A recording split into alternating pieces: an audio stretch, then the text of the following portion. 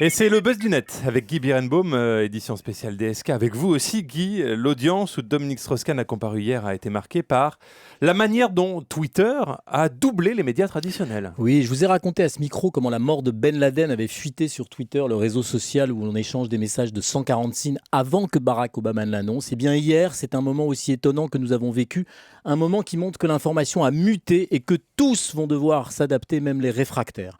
Alors que les envoyés spéciaux des chaînes de télévision d'information étaient devant le tribunal où DSK et ses avocats affrontaient la juge et l'accusation, plusieurs correspondants à New York de différents médias, dont notre Jean-Philippe Ballas d'Europe 1, ont raconté l'audience en direct via Twitter grâce à leur téléphone portable.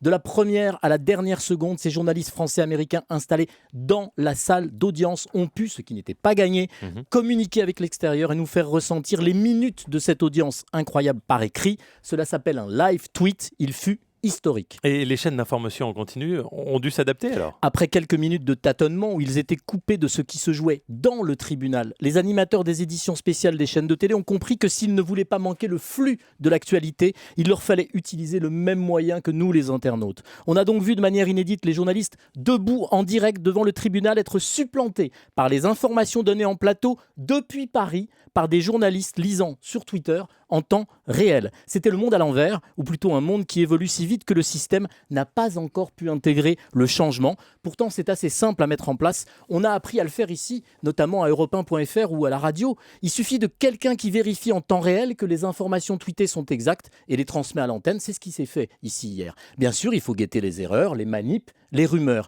Mais là, depuis l'intérieur du tribunal, il y avait peu de risques. Qui aurait pu mieux que les journalistes suivant l'audience nous dire en 140 signes, ce regard perdu de DSK qui les a tous saisis, l'intransigeance de la juge, les tentatives désespérées des avocats pour que leurs clients soient libérés sous caution, jusqu'au verdict que personne n'avait prévu. Nous n'avons rien manqué. Quelques minutes plus tard, les télévisions ont enfin repris la main avec leurs images de l'audience, mais en différé. Elles sont venues confirmer avec la force et la cruauté des images ce que nous avions déjà lu. L'avenir des médias est là, sachant qu'il reste essentiel de bien choisir, Guillaume, ceux que l'on suit, et pas seulement des journalistes. Il y a déjà des avocats qui jouent le jeu avec talent. Je pense à Maître Eolas qui raconte si finement ses audiences, Jean-Marc Fédida, avocat qui a tweeté le procès Clearstream il y a quelques jours, avant qu'un confrère ne se plaigne et ne lui demande d'arrêter. Après les politiques et les journalistes, la justice va s'habituer. Les temps ont changé. Et sur europe1.fr, vous pouvez découvrir un dossier complet sur cette affaire DSK. Merci Guy.